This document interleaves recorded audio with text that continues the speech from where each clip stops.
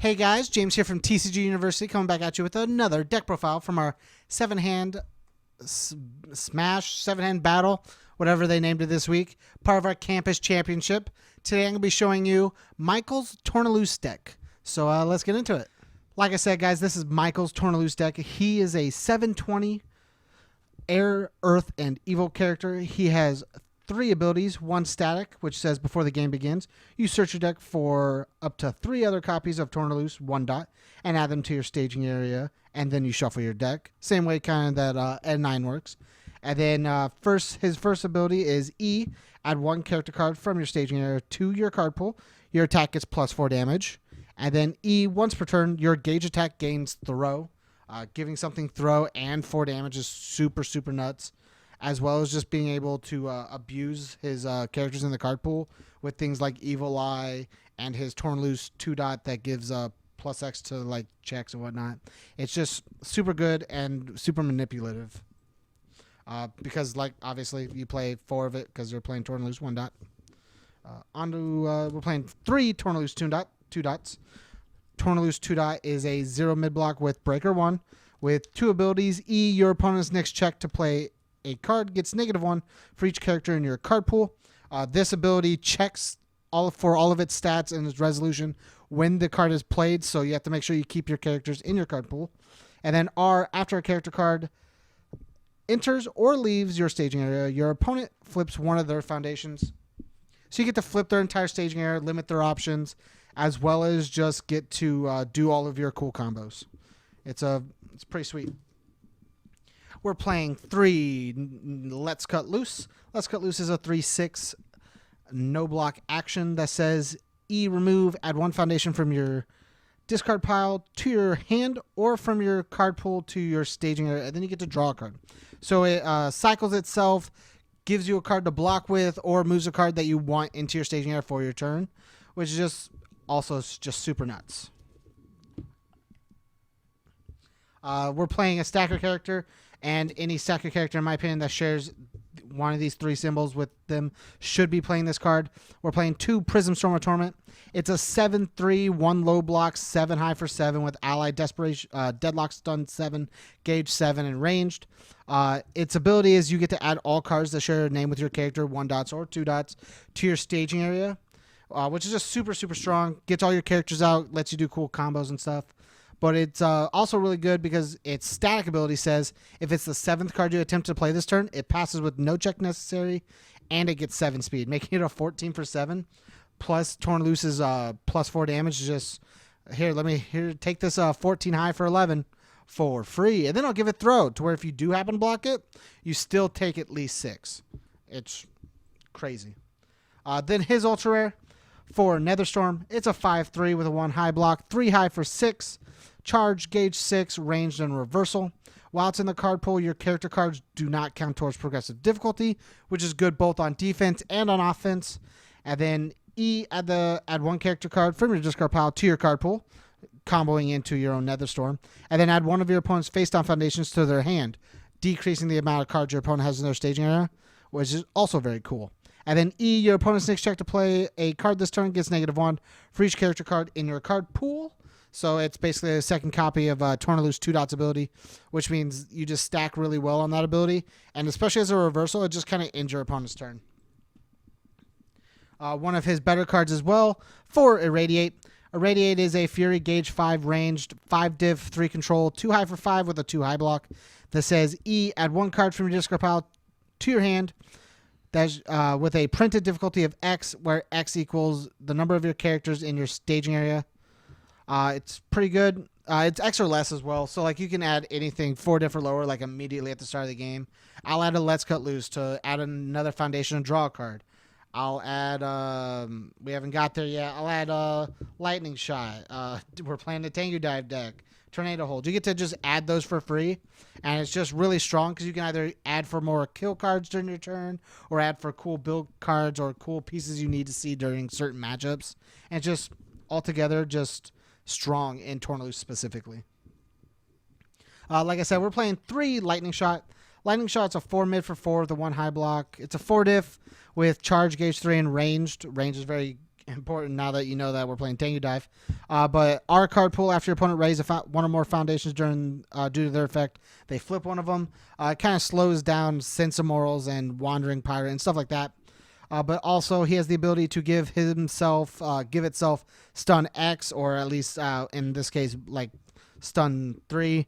It gets plus X. It gets X as a stun rating equal to the number of characters in your staging area. You start out with 4, which means he starts out as stun 3, which is also super strong. A stun 3 for mid for 8 is just crazy. Like I said, we're playing Tango Dive. Tango Dive is an older card. It's kind of been like unseen for a few formats, or a couple of few formats. It's a 4/1 with a 1 high block, 4 high for 6.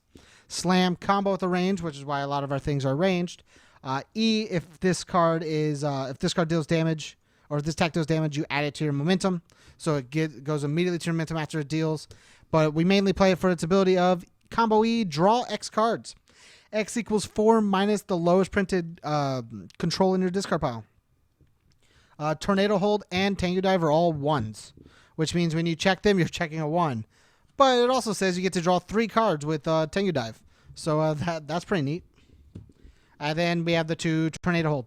Tornado Hold is a range reversal, 4 low for 6, 1 check, 4 diff, with a 1 low block that says if you check it to play a foundation, that foundation gets +2.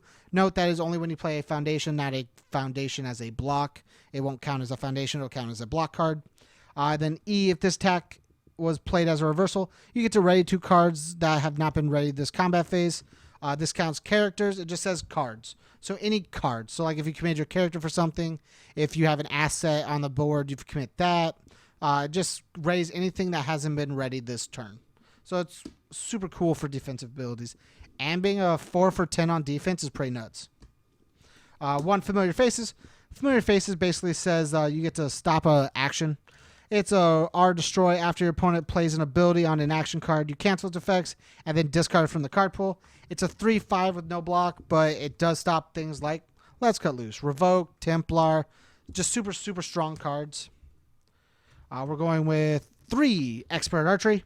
Expert Archery is a 2/5 with the no block that says E flip, shuffle up to 3 cards in either player's discard pile back into their deck. This is very good for trying to draw back into your Irradiates, your Nether Storms, the Prison Storm of Torment, and mainly specifically things like Tango Dive, because drawing Tango Dive in our deck is very, very strong. Then E flip, your check gets +1. Your next check to play in a card gets +1.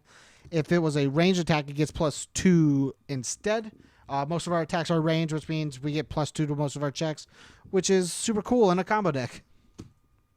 Like I said earlier, we are playing that Evil Eye. Evil Eye says you get to it has 2 abilities, and they're both playable while committed. It's a 2/5 with a 2 high block.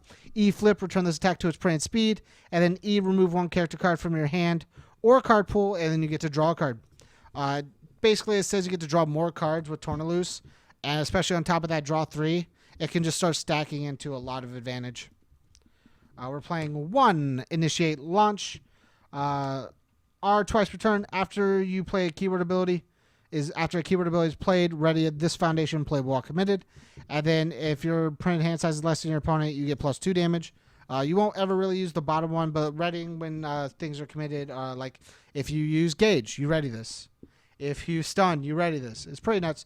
It won't ready on combo, but combo is not a played keyword ability. It's just a keyword restriction, basically.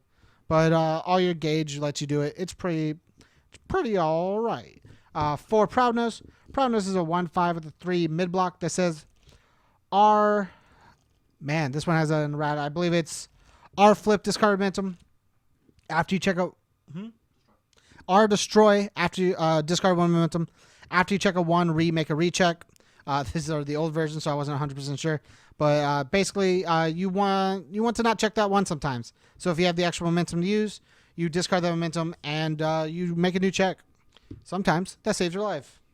4 Ageless and Wise to protect ourselves from things like Tagoro Brothers, or we can just get Tagoro Brothers after we protect ourselves. Just protect ourselves from foundation destruction and stuff like that. Keeping our foundations, especially in a combo deck, is very needed.